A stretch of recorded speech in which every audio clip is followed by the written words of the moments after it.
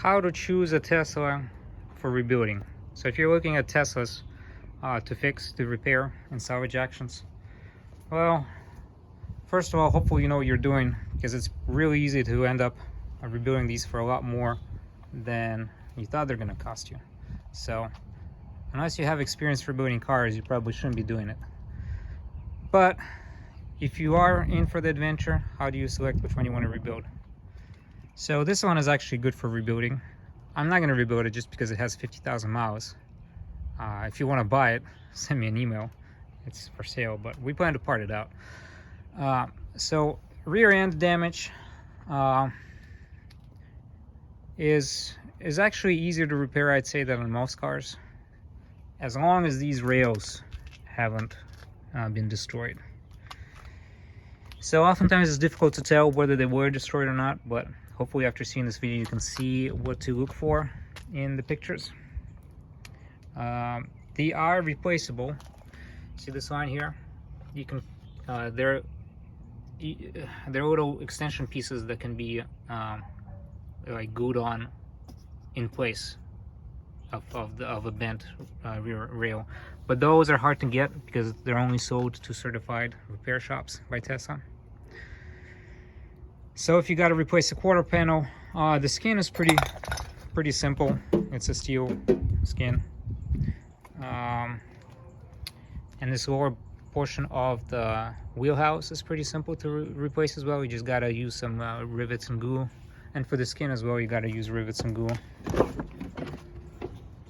There's basically like, I don't know, about 5 or 6 rivets there, and then a few little rivets there. Check out my other video on how to do that. Now this area right here, the dog leg, whatever it's called area, this is a little more tricky to repair. Unless you know what you're doing, it's better not to buy a car that's damaged there.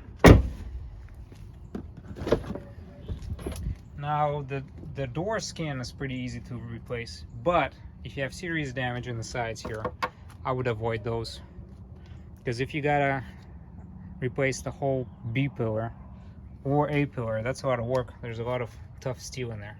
So avoid cars with heavy A pillar or B pillar damage. I'd rather take damage here than those. But if only the skin is damaged, that's fine. Then one area to look out for is right here. If the wheel is too far back, it can damage the battery. There's a little hose inside the battery that's like an elbow hose that can easily get damaged, and then you're pretty screwed. You gotta pretty much replace the whole battery, and you can't replace that elbow from the outside. You have to open up the whole pack and remove the module before you can access it.